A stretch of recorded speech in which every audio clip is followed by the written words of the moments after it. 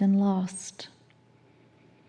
I invite you to feel them here with you now, celebrating your magnificence. Your soul is eternal, and it exists everywhere and nowhere at the same time. It is pure, multi-dimensional energy. It is sacred energy beyond anything you can ever measure. The love part of your soul is what you feel and sense. You have the ability to integrate your soul. And as we continue towards the circle of 12, let us affirm our willingness to connect with the God inside. I give permission to experience the grandness of my soul. I give permission to experience the grandness of my soul. I give permission to experience the grandness of my soul. I am ready.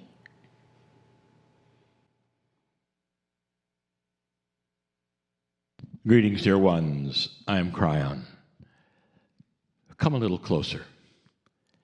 And again, we say that that phrase is more than just a metaphor. It's reality. We need you. We need you, dear ones, to find a light that you have not had before, because that's going to change the planet. Some would feel that the circle of 12 and all that surrounds it in energy is for the individual. There is a bigger picture. And it's one we've hinted at before. The bigger picture is that as you find the light of your own soul, as you change your perception about your dimensionality, as you then go across the bridge, time after time, something starts to happen. The awakening that you receive personally is also part of a collective awakening of many. It's time for the planet to start having an awakening, one person at a time. The collective starts to have a consciousness shift, and it starts then to spill over into all things in your culture, even in your planet. It becomes a softer planet with more light over time, when more and more participate in the potential, you might say, of a perception that asks, is there more than what I was told? And so in this, personally, for you, there is also a collective. You are always part of a group and always have been. From the very beginning, many episodes ago, we told you this, that you are always considered in a group, although you are individual. This is that part of the multidimensional aspect that you cannot truly grasp to its fullest yet. How can you be one and independent and singular and named as that and yet be part of the whole? You are. Each time Spirit looks at you, it sees itself, if you want to say that. It's a very interesting thing. It's like a mother who gazes upon their child even while they're asleep, and she says, this is part of me. She says the child has attributes of me and my personality and my history and my akash and my biology, and came from me. Every mother does this. The most beautiful points that happen when they have the child at home, and even as an infant, They spend time just looking at the child and saying, this is part of me. That's as close as I can give you to how Spirit looks at you and says, independent you are, separate you are, named you are, that is a name that's unique to you this time. And yet, you're part of God.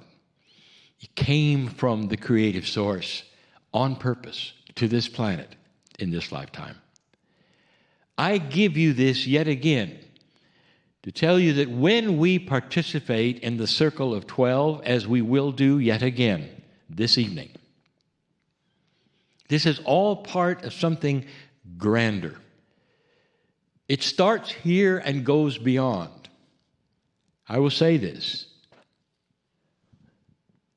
that long after all of this has departed from the planet and there is no circle of 12 and it's moved on to whatever else it is in 50 years or more, you'll say the seeds were planted here. Not necessarily on this broadcast or these individuals, but from the energy that so many are feeling right now with so many teachers and so many channelers and so many who are even not channelers but are intuitives and are starting to teach something that is grander than they ever taught before. You are bigger than you thought. There is a plan afoot. You're not a victim of the planet. You have something to do, old soul. And that something is to learn more about yourself. That's the first thing. Is it possible that you are on purpose and bigger than you think? Is it really possible that there could be something within you that is so grand that you dare not think of it because you've been told not to think that way? Not to be self-expansive, you'd say. Not to be conceited, you say. Not to stand on a pedestal, you say. None of those things you will do. Instead, you think of the grandness that you are in compassion. A light that shines in the darkness like a lighthouse. Even without knowing your name, people will see the lighthouse. And again, from the beginning, even the Kryon work, the very beginning, I said that is the metaphor. The captain at sea with his vessel sees the lighthouse and instantly knows what to do. Where it is, what side of it to steer, how it works so that he can steer into a safe harbor, and he never knows the name of the lighthouse keeper, ever. And there's always a lighthouse keeper. Even in the automation of today, someone built it. There was an intent of setting it up. Doesn't know their name either. That's who you are. Because that light that you shine, even in your culture, even at work, even in your family, steers so many to safe harbors. That is you starting to learn about the light of you. The metaphor will continue, and we'll use it yet again. But the point is that I'm getting to, and everything focuses on this. This is the seed energy that starts this process that will then change the planet someday. A process that asks, again, am I bigger than I was told? Is there more afoot than anyone ever told me? Am I part of a grander plan? And if so, what is my grandness, you might say? And I might say to you, what if your grandness is in love, understanding, compassion? That light is not a weakness, as some of you have been told. That light is the strength of the planet for it to exist into this next section of energy. Some have asked, what is the consciousness going to be of a planet in ascension? What is the consciousness of a planet that has gone beyond war? And the answer is the consciousness of that planet is based in compassion, love, kindness, and understanding. That's what it is. And that then becomes all that is It emulates God, as you have been told God is, creative source. It emulates all of the prayers that say God is great, God is good, God is magnificent, God is all, God is love. And you could point to it and say, that is the whole lesson, to become like that. But you already have the seeds of that, because this is in your soul. And that's where we're going next. The circle of 12 is an experiential meditation. It doesn't change much. Not really. But as you listen to it, we hope that you are aware that there is an energy that is present beyond the words, way beyond the words. We know who's watching. We know you. And as you start to realize truth and cognize it, meaning it belongs to you, as you start doing this, things start to change.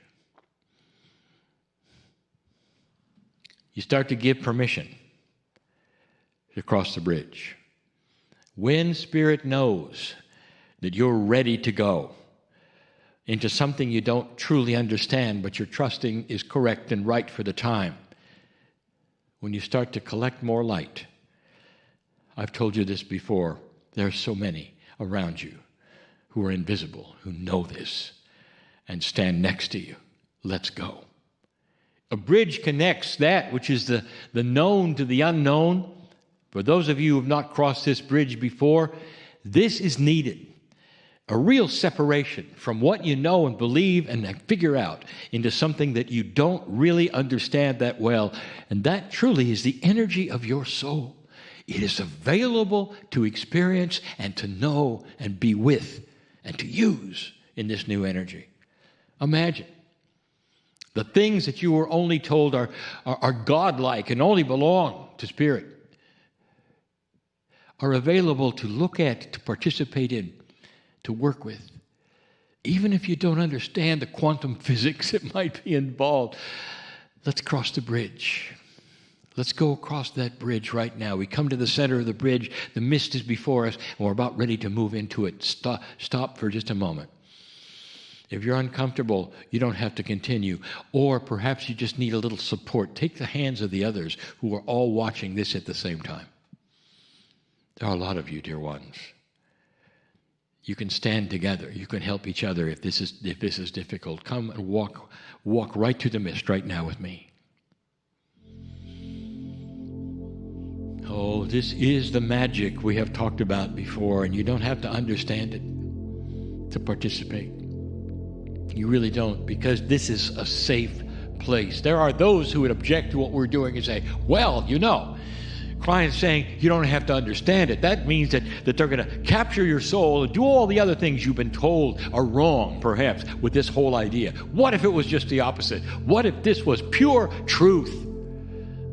Pure truth. And you are participating in something that's going to change your life and make you closer to the creative source and extend your life. What if? What if? Come with me to that portal that we go through called a doorway with your name on it. In a language you can't read. It's light language, dear ones. We told you we'd tell you about it. Eventually. The letters change all the time. You haven't figured that out yet. We'll tell you later.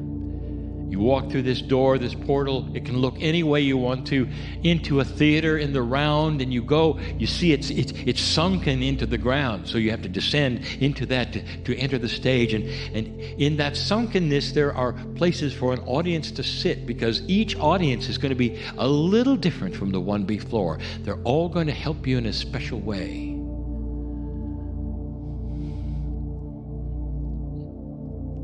You go down those steps in order to then go up steps to the stage, and you do it all alone. There is no one else. The lights are on you. Some say, well, this is an uncomfortable thing. I don't do very well on stage. This is different, dear ones, because the light that is there is the love of the Creator for you, and you step into it and you realize this is your time. This is your soul. Of course, you're at the middle of your own soul, of course.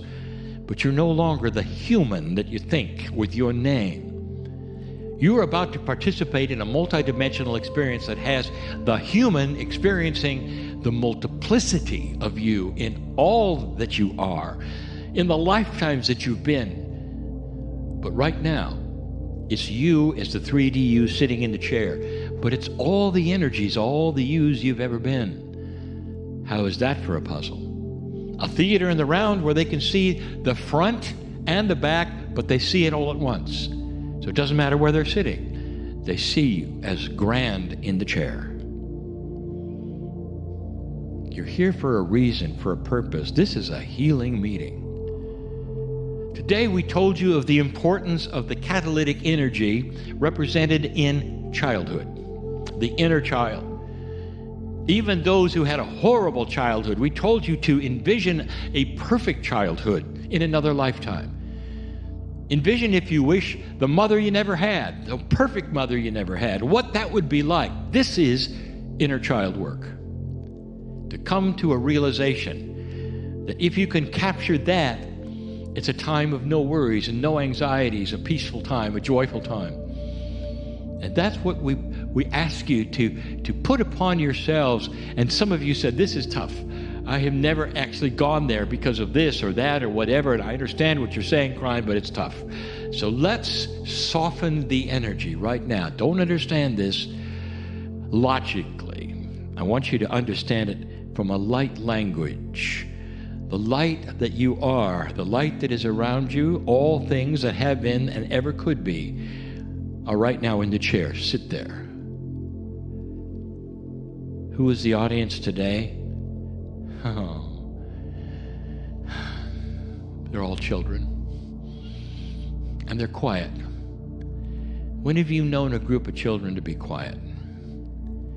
Because they're children with an adult, old soul countenance. You might say children with advanced consciousness. And they're children as a metaphor, as an example. All children, because these are the human beings who have captured the inner child and know what it's like to have no worries if they choose, to go to a place of remembrance if they choose, that is the catalyst for the next healing that they have chosen and had and that you are working on. They're there to hold your hand. They're there to laugh with joy with you. They're laugh to giggle with you if you wish to have that, in order to help you gain that precious gold of the inner child consciousness, which will bring you again to a place of healing. Perfect. Beautiful. They know your name. They're ready to go. Are you? Are you? Will you allow this? Will you simply relax and allow them to speak to you and sing to you and laugh with you and call your name and say, we as children address you as a child. Get used to it, because this is who Spirit is. Not the child part, the laughter part, the joy part. That will create the healing that you came for. Welcome to the Circle of 12. Stay and let them administer to you. All these children are ready. You're surrounded by the beauty of the child. Stay. And so it is.